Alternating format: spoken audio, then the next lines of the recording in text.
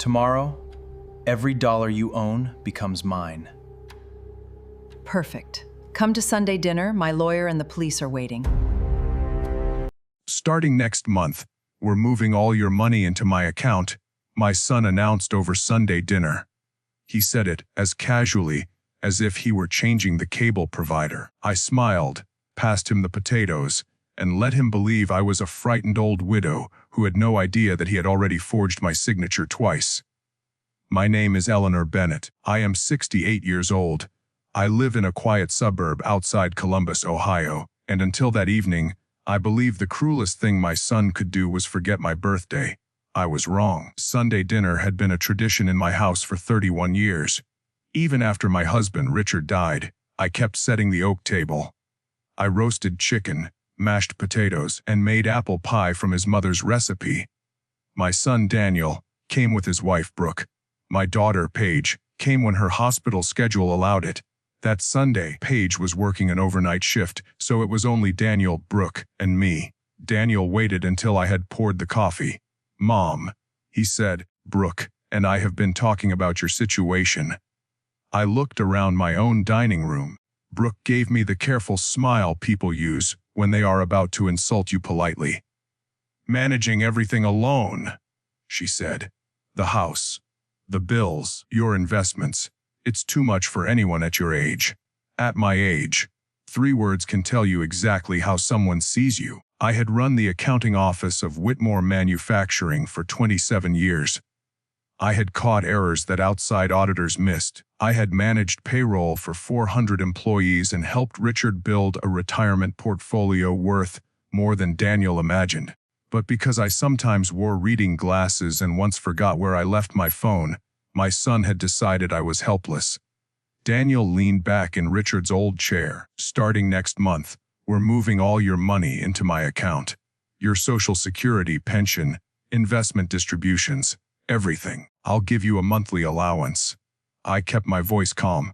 "An allowance. For groceries and personal expenses. It's safer for whom?" His mouth tightened. Brooke touched his arm. "Eleanor, please don't make this difficult. Daniel is trying to protect you." I looked at my son. He did not look worried about me. He looked impatient. "And if I say no?" I asked. Daniel gave a small laugh. "You won't. We already spoke to someone who explained our options. If you refuse help, we can ask the court to appoint me as your guardian." There it was, not concern. He must have expected tears or anger. Instead, I lifted the bowl of mashed potatoes. "Would you like more?" He blinked. "What?" "Potatoes, Daniel." Brooke and Daniel exchanged a glance. In that glance, I saw relief. They thought I had surrendered. "Sure," he said. I spooned potatoes onto his plate and asked, "What would you need me to sign?" Brooke's smile became real. She reached into her purse and removed a blue folder. That told me everything. This had not been a family discussion. It had been a planned ambush. Inside the folder were forms for access to my checking account, permission to speak to my financial advisor, and a durable power of attorney naming Daniel as my agent. The last document would have given him broad control over my property, even if I remained perfectly healthy. I pretended to read slowly. "These are complicated," I said.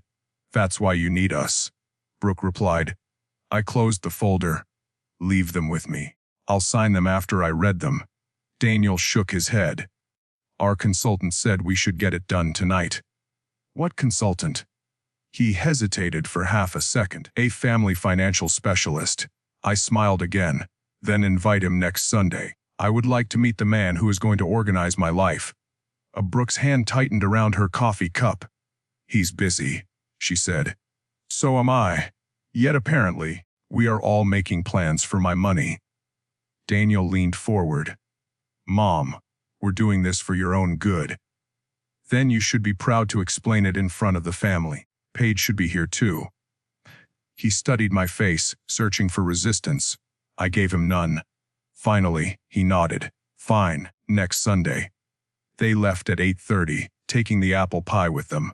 The instant Daniel's car disappeared, I locked the door and carried the blue folder into Richard's study.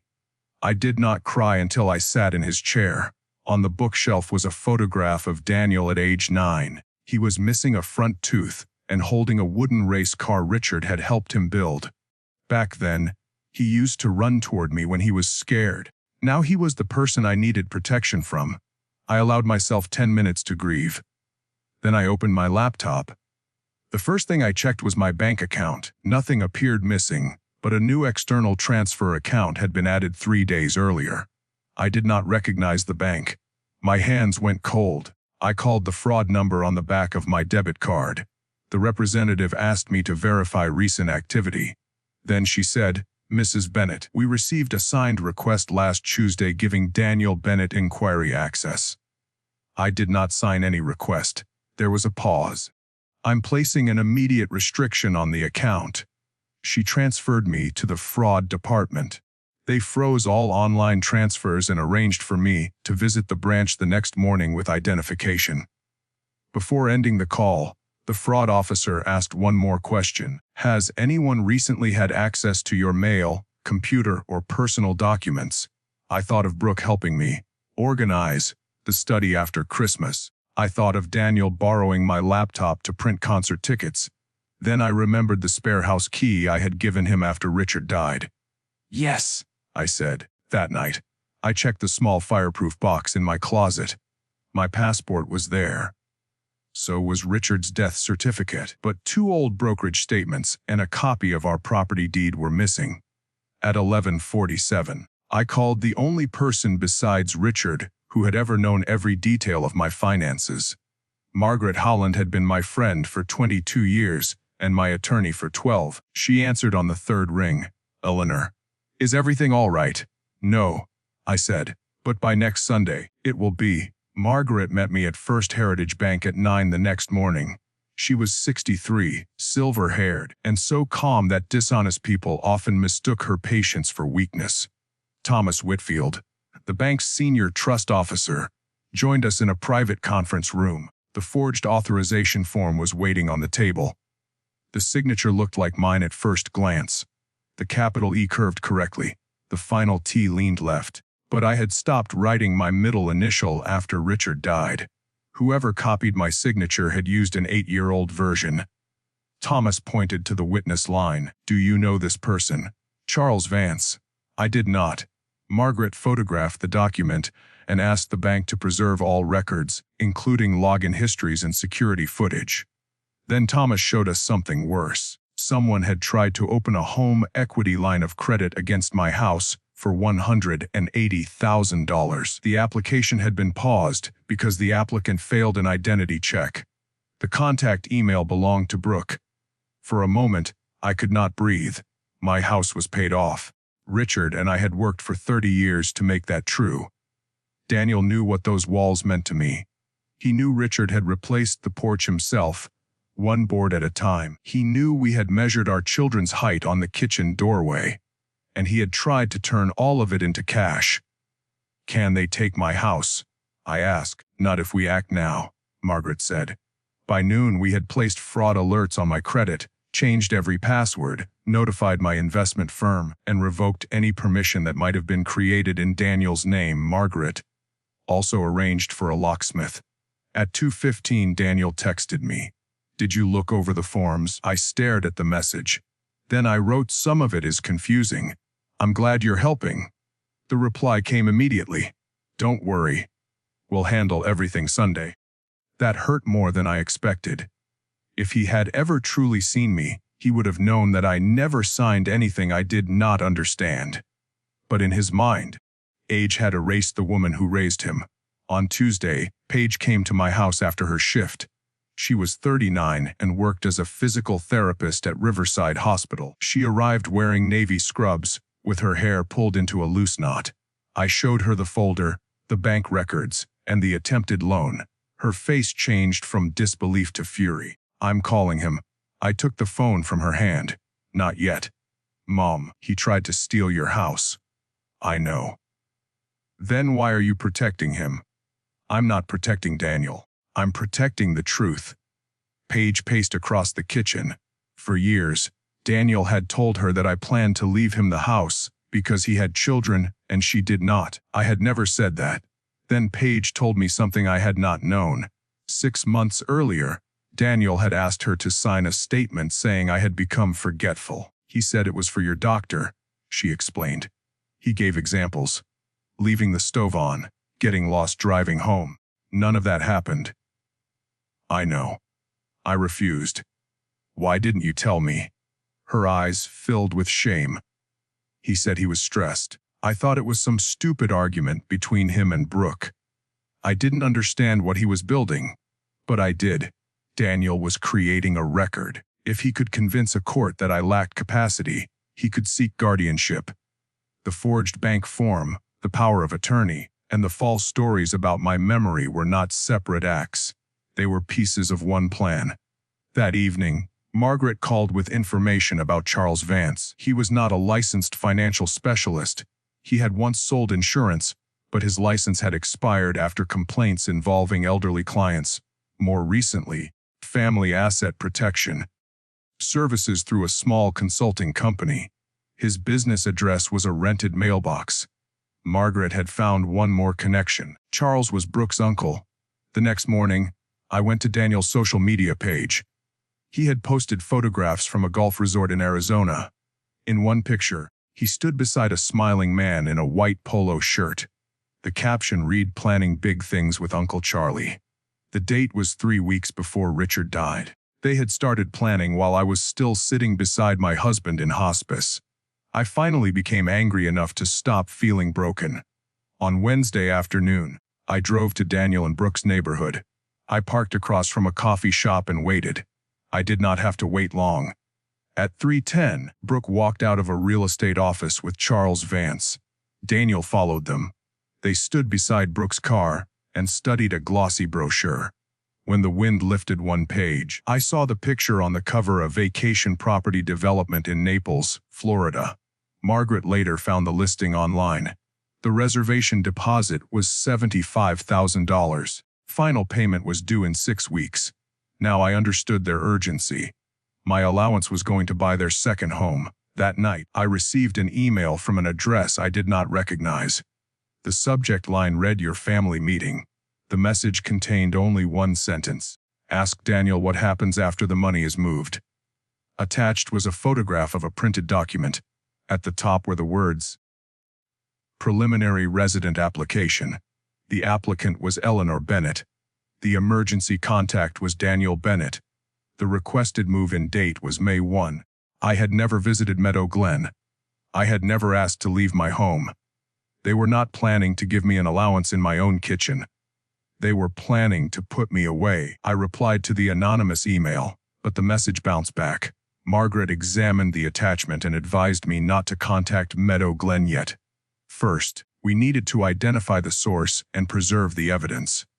On Thursday, Daniel called. "How are you feeling?" he asked. It was the first time in months he had asked me that. "A little tired." His voice softened. "That's why Sunday is important. Once I take over, you won't have to worry anymore." Take over. He did not even hear himself. "Will Charles be there?" I asked. Silence. "How do you know his name?" "I was on the bank form." Daniel recovered quickly. "Right. Yes. Good. Invite Brooke's parents too." "Why?" "If I'm making a big change, I want the whole family together." He sounded pleased. "That's a good idea." And Daniel, "Yes. Tell everyone to arrive at 5. I have a surprise." I spent Friday and Saturday preparing, but not in the kitchen. Margaret contacted the bank, my financial advisor, and an investigator from the county prosecutor's elder abuse unit. We organized every document in chronological order. The bank's security team had identified the computer used to submit the home equity application. Its internet address matched Daniel's house. They also recovered video from the day the forged authorization was delivered. Charles Vance had brought it to the branch himself. The anonymous email mystery was solved Saturday morning. A woman named Nina Patel called me. She worked at Meadow Glen as an admissions coordinator. "I'm sorry I used a temporary email," she said. "Your son told us you were confused and sometimes aggressive. Our policy required a private interview with you, but he kept trying to avoid it." Why did you warn me? Because he asked whether residents could be prevented from making outside phone calls. Then his wife asked how quickly a house could be cleared after admission. Nina had refused to process the application. She had also saved Daniel's emails. Would you be willing to attend a family meeting? I asked. She hesitated. My attorney will be present. Then yes. Sunday arrived bright and cold. For the first time in 31 years, I did not cook. At 4:30, Margaret sat at the far end of the oak table with her leather folio open. Thomas Whitfield sat beside her. Paige stood near the kitchen counter. Nina waited in Richard's study with the county investigator, Detective Luis Alvarez. At every place setting, I placed a blue folder, coffee brewed where dinner should have been. At exactly 5, Daniel opened the front door without knocking. His key no longer fit. I watched through the window as he tried it twice. Then he rang the bell. When I opened the door, his irritation appeared before his smile. You changed the lock. It was old. Brooke stood behind him in a cream coat. Charles Vance held a leather folder beneath one arm. Brooke's parents, Susan and Robert, waited on the walkway. Come in, I said. Everyone is here. Brooke entered first. There were no plates, no roast chicken, no pie, only blue folders. Daniel looked at Margaret. What is she doing here? Protecting my interests, I said. Detective Alvarez came out of the study. Mr. Vance, please stay. The room went silent. I asked everyone to sit. Daniel remained standing. Mom, you're confused. That word has done a great deal of work for you. I don't know what you mean. Sit down. Perhaps it was my tone. Perhaps it was the detective. Either way, he obeyed. I stood at the head of the table, in the place where Richard used to carve the turkey. Last Sunday, Daniel announced that all my money would be moved into his account. He said I would receive an allowance. He threatened to seek guardianship if I refused. Susan looked sharply at Brooke. You said Eleanor asked for help. Brooke's face went pale. No, I said. I did not. I asked them to open the first section of their folders. Inside was the forged bank authorization. Charles immediately said, I only witnessed what she signed. Thomas turned his laptop around and played the bank security video. It showed Charles entering the branch alone and handing the form to an employee. The timestamp was Tuesday at 10:14 in the morning. At that exact time, I had been receiving a dental crown from Dr. Shah. Margaret had included the appointment record. Charles stopped talking. The second section contained the home equity application and the digital records connecting it to Daniel's house. Robert stared at his daughter. You tried to borrow against her home. Brooke pointed at Daniel. He said she agreed.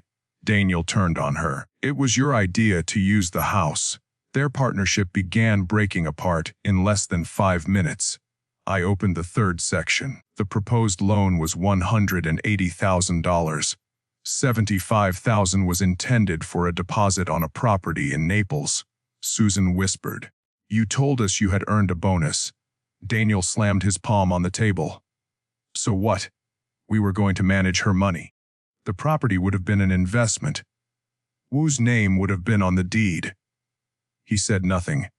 Margaret answered for him. Daniel and Brooke Bennett. Paige looked at her brother with tears in her eyes. You were stealing from Mom. Stay out of this. He snapped. You don't have children. You don't understand pressure. I had heard him use pressure to excuse missed calls, unpaid loans, and cruel remarks. But pressure does not create character. It reveals it. Then Nina entered the dining room. Daniel's face collapsed. You, he said. Nina placed the Meadow Glen application on the table. Mr. Bennett told us his mother could no longer live independently. He asked us to accept her without a private assessment. Brooke stood so fast her chair struck the wall. I'm leaving. Detective Alvarez moved toward the doorway. You are not under arrest at this moment, Mrs. Bennett, but evidence related to an active fraud investigation must not be destroyed. You will be contacted for a formal interview. She sat down again. Daniel looked at me. For the first time I saw fear. Mom, you don't understand. Meadow Glen is beautiful. We were only planning ahead. You asked if they could stop me from making phone calls. His eyes moved to Nina. That was taken out of context. What was the context? He had no answer. Margaret opened her folio. There is one final matter. She placed 3 documents in front of me.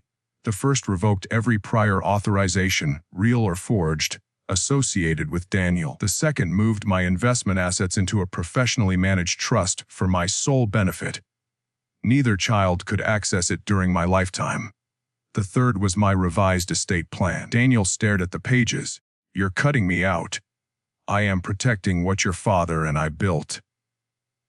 I'm your son. And I was your mother when you tried to take my money. I was your mother when you tried to borrow against my home. I was your mother when you arranged to remove me from it. His anger returned. Page put you up to this. I almost laughed. Even with every page in front of him, he could not imagine that I had acted for myself. No, Daniel. The meeting ended without shouting from me. That mattered. Daniel wanted a scene he could use as proof that I was unstable. Instead, the only raised voice captured by Detective Alvarez's recorder belonged to him. As he left, he turned in the doorway. When this is over, you'll regret choosing money over your family, I answered quietly. You chose money. I chose to survive you. The investigation lasted 4 months. Charles Vance cooperated after learning the bank had video, digital records, and 2 forged documents. He admitted that Brooke had given him an old birthday card containing my signature. He used it as a model. He also admitted that Daniel had promised him $20,000 after the home equity loan closed. The prosecutor charged Charles with forgery, attempted theft, and participating in a scheme targeting an older adult. Brooke accepted a plea agreement. She admitted submitting financial information without my permission and providing false information on the loan application. She received probation, community service, and a restitution order for my legal and security costs. Daniel refused every early offer. He told investigators that I had verbally approved everything. He said my memory was unreliable. Then the prosecutor obtained text messages between him and Brooke. One message read, "Once the money lands, keep Mom calm until Meadow Glen takes her." Another read, "Page can't stop us if Mom is declared incompetent first." Daniel finally pleaded guilty to attempted financial exploitation, identity fraud, and conspiracy. He served 11 months in county custody and received 3 years of supervised release. The court barred him from acting as a fiduciary or financial agent for any vulnerable adult. Some people thought 11 months was not enough. Perhaps they were right. But justice was not only the time he served. Justice was the Naples contract disappearing. Justice was the court judgment following him when he tried to refinance his own house. Justice was every person in our family learning exactly what he had done. And justice was me waking each morning in my own bedroom, making coffee in my own kitchen, and deciding for myself how to spend the day. Daniel and Brooke separated before his sentencing. Brooke blamed him. He blamed her. Their marriage had been held together by a future built with stolen money. Once that future vanished, so did they. I did not celebrate their pain. Revenge can become another kind of prison if you need to watch someone suffer every day. I wanted freedom. 6 months after the final Sunday meeting, I sold the house. That surprised everyone. Daniel had assumed the house made me weak, because I loved it. He never understood that love and possession are not the same. I kept the kitchen doorway with the height marks. A carpenter removed that section carefully and turned it into a framed piece for my new home. I bought a smaller house near Page, with a sunny porch and a garden I could manage without help. I donated a portion of the sale to a local legal clinic that protects older adults from financial abuse. The rest went into my trust. Page worried that people would think she had won. "They'll say Daniel lost everything and I got it," she told me. "You didn't get my money," I said. "You got your mother. If that isn't enough, tell me now." She hugged me so hard I nearly dropped my tea. 1 year after the dinner, I received a letter from Daniel. It was 6 pages long. The first 2 pages explained his debt. The next 2 blamed Brooke and Charles. On page 5, he wrote that grief after Richard's death had made him desperate. On page 6, he asked whether I could help him with attorney fees. There was no apology, not a real one. I placed the letter in a drawer and did not answer. 3 months later, another letter arrived. This one was only 1 page. He wrote, "Mom, I kept telling myself I was protecting you because admitting the truth would mean seeing what I became. I knew you had not agreed. I knew you were capable. I thought if I made everyone doubt you, eventually you would doubt yourself. Dad would be ashamed of me. I am ashamed of me too. I don't expect forgiveness. I'm sorry." I read it twice. Then I cried for the boy in the photograph with the missing tooth. I also cried for the man he had chosen to become. I did not invite Daniel back into my finances. I did not give him a key. Forgiveness, if it ever came, would not mean restoring access. That is something people often misunderstand. You can release hatred without reopening the door. You can love someone and still require distance. You can mourn the person you hoped they would be while protecting yourself from the person they are. Eventually, Daniel and I began speaking by phone once a month. Our conversations were short. He found steady work. He started counseling. He repaid part of the restitution without being ordered to do so. Trust did not return in one dramatic moment. It returned, if it returned at all, in drops. Paige and I began a new Sunday tradition at my smaller table. Sometimes her friends came. Sometimes Nina joined us. Margaret always brought dessert because she said my revenge had been excellent, but my pie crust remained superior. On the 2nd anniversary of Richard's death, we raised our coffee cups to him. I thought about the old table, the blue folders, and the moment Daniel told me he would take control of my life. He believed silence meant weakness. He believed age meant confusion. He believed love meant I would allow anything. He was wrong about all 3. If you ever find yourself sitting across from someone who has mistaken your kindness for permission, remember this: you do not have to scream to prove you are strong. Sometimes you smile, sometimes you listen. Sometimes you let them reveal every person, every lie, and every page of their plan. Then you set the table one final time, not to feed their hunger, but to serve them the truth.